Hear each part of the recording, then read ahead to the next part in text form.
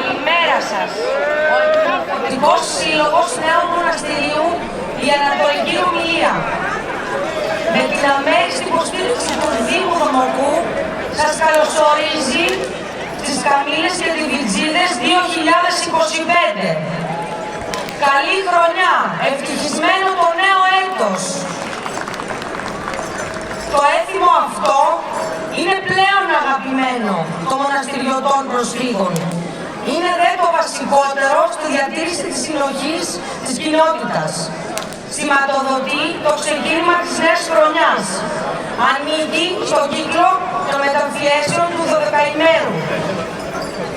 Στα διονυσιακά δρόμενα της αρχαιότητας, έχοντας ως στόχο το ξύπνημα της γης και τη γονιμότητα της γης. Φέτος είναι διπλή χαρά για μας. Γιορτάζουμε τα 100 χρόνια εγκατάστασης σε τούτο το γόνιμο τόπο.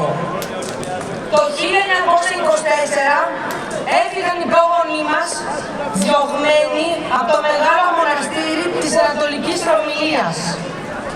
Συγκεκριμένα το Σεπτέμβριο του 1924. Ξεκίνησαν το ταξίδι για τη μητέρα πατρίδα και τελικά, μετά από μεγάλη ταλαιπωρία, την άνοιξη του 1925 εγκαταστάθηκαν εδώ, στο νέο μοναστήρι. Δεν θα σας κουράσω, θα μοιραστεί και ένα παιδιακό βιβλιαράκι να μάθετε περισσότερα. Ο Δήμος Δομοκού, με αφορμή την επέτειο των 100 χρόνων, προκήρυξε ένα διαγωνισμό διηγήματος με θέμα την προσφυγιά του χθες και του σήμερα. Καλώ τον Δήμαρχο Δομοκού, κύριο Μπάμπη Λιόλιο, να έρθει εδώ κοντά μου και τον κύριο Καλημέρη, τον Αντιδήμαρχο, να βραβεύσει αυτούς που έγραψαν αυτά τα φανταστικά διηγήματα. Εμείς σαν Σύλλογος τους ευχαριστούμε πάρα πολύ. Μπράβο τους που κατάφεραν κάτι τόσο πολύ δύσκολο.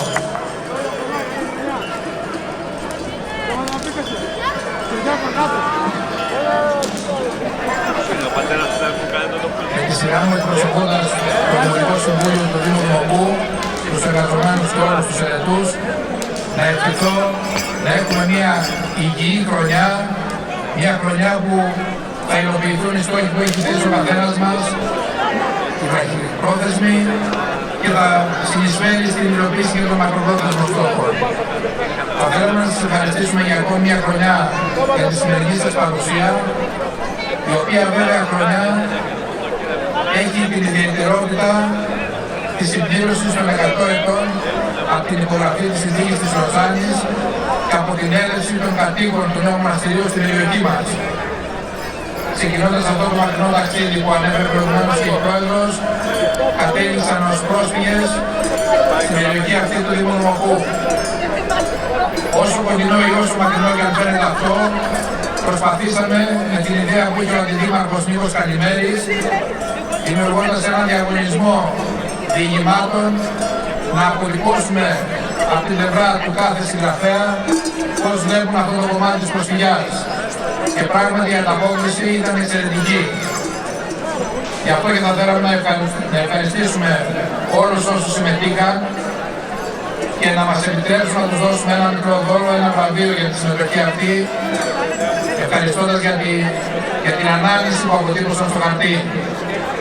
Τους εκφράζουμε τα θερμά μας συγχαρητήρια και ευελπιστούμε σε κάθε δράση του Δήμου μας να είναι δίπλα. Όπως και όλοι εσείς, με τη συμμετοχή σε αυτό το έθιμο, Καμήλες και Τιβιτζίδες και όχι μόνο. Υπήρξε μια μικρή ανησυχία στην αρχή, γιατί δεν φάνηκε να συμπληρώνονται τα καθίσματα, αλλά βλέπουμε εδώ και αρκετή ώρα να μετακινούνται τραπέζια και καρέκλες, γιατί φάνηκαν ότι δεν ήταν αρκετά. Και όπως κάθε χρόνο, νομίζω έτσι και φέτος, ξεπερνάμε την προηγούμενη χρονιά και πάμε για κάτι καλύτερο. Σας ευχαριστούμε και πάλι, καλή χρονιά με υγεία σε όλους και του χρόνου ακόμη καλύτερα. Χρόνια πολλά. Η Γεωργία Μαϊάμι να προσέλθει για να πάρει το πρώτο βραβείο για το διήγημα «Γερασμένα όνειρα».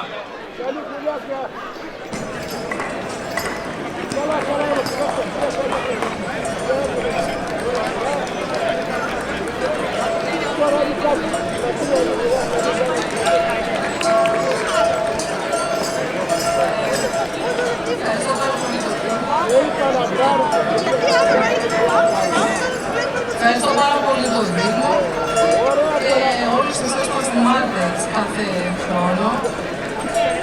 Θα ήθελα να πω ότι θα πρέπει να συνεχίσουμε και να διαβάζουμε και να γράφουμε και να μοιραζόμαστε τις σκέψεις μας. Και ειδικά να είμαστε πολύ ευαισθητοποιημένοι στο κομμάτι της προσφυγιάς. Είναι πολύ σημαντικό να συμβολούμε τον συνάνθρωπο. Καλή χρονιά, χρόνια πολλά σε όλους.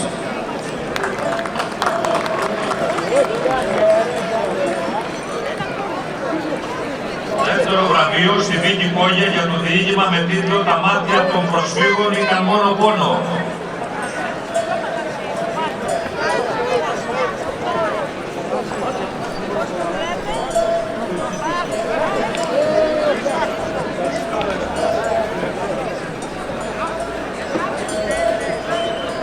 Ευχαριστώ πάρα πολύ τον Δήμο, τον Δήμαρχο συγκεκριμένα. Ευχαριστώ πολύ.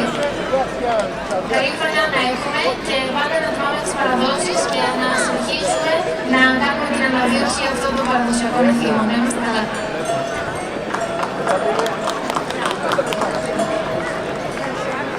Τρίτο βραβείο για τη Μαρία Γούλα με τίτλο «Η Λατρέη». Δεν βρίσκεται εδώ σήμερα, είναι στη Θεσσαλονίκη. Πάμε στο πρώτο έπαινο στη Νίκη Βλαΐδη, την μοναστηριώτισσα για το διήγημα με τίτλο «Λίμνες μέσα της».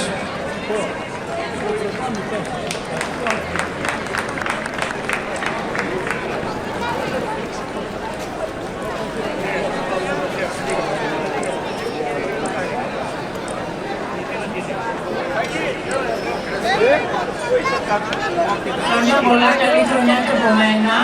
Σας στέλνω τους χαιρετισμούς από τα αδέρφια στο Μεγάλο Μοναστήρι. Εγώ μόνο που ήθελα ήταν να ακουστεί η ιστορία της προγιαγιάς μου, που σαν πρόσφυγας πέρασε τα Πάντινε μέχρι να εγκατασταθεί στο νέο τόπο του Μεγάλο Μοναστήρι. Καλή χρονιά και καλή διασκέδαση σε όλους. Δεύτερος έπαινος στο μοναδικό μαθητή, στο Θεόδωρο Τζόρα, μαθητής Λυκείου για το διήγημα με τίτλο «Το τάμα του Προσφυγόπουλου».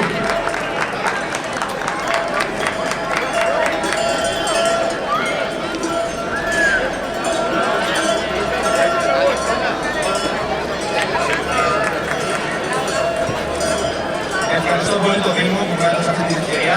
Προσπάθησα μέσα από το διήγημά μου να το δικό όσο το δυνατόν καλύτερα την ιστορία των προσφύγων του Νέου Μοναστηρίου. Καλή χρονιά.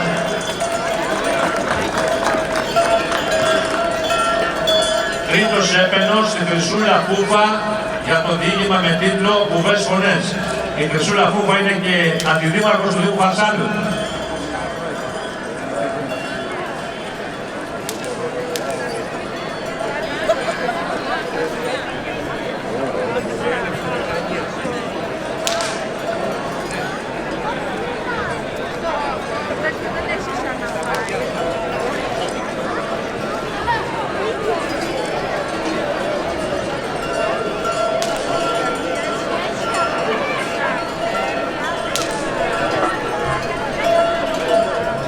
Καλημέρα σας.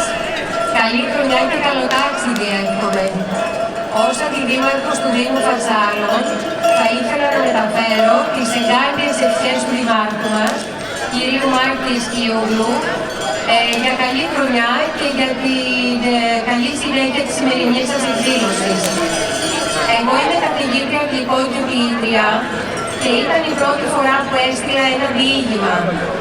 Το διήγημά μου «Βουβές φωνές» αναφέρεται στο βουβό πόνο όλων των προσφύγων που δακρύζουν από μέσα τους, αλλά τα δάκρυα δεν στάζουν στα μάτια.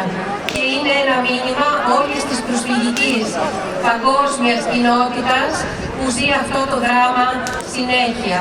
Την πατρίδα μου έχασα, σε μια νύχτα γέρασα, δάκρυσα και πόνεσα, ποτέ μου δεν λησμόνησα. Ευχαριστώ.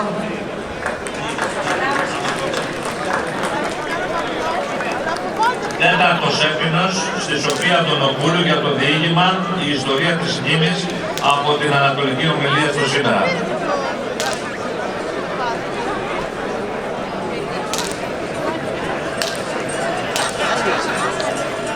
Δεν είναι μαζί μας η κυρία Αντωνοπούλου. Θα ήθελα ένα χειροκρότημα, το αξίζουν όλοι.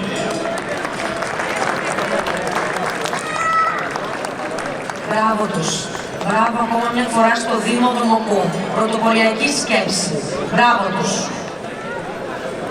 Φέτος χαιρόμαστε διπλά, διότι το σημερινό δρόμενο που οι νεομοναστηριώτες διαφυλάσσουν εδώ και περίπου έναν αιώνα ως μοναδικοί θεματοφύλακες της παράδοσης, το έθιμο αυτό υπερβαίνει τα όρια του χωριού μας και αναβιώνει και σε άλλα μέρη.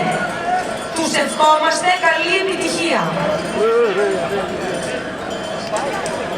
Σήμερα τα παιδιά του Συλλόγου φόρεσαν τα καλά τους για ακόμα μία φορά, αψηφώντας τι μέρα είναι σήμερα, ότι είναι πρωτοχρονιά. Είναι έτοιμα να χορέψουν για τα 100 χρόνια, να τιμήσουν την καταγωγή τους.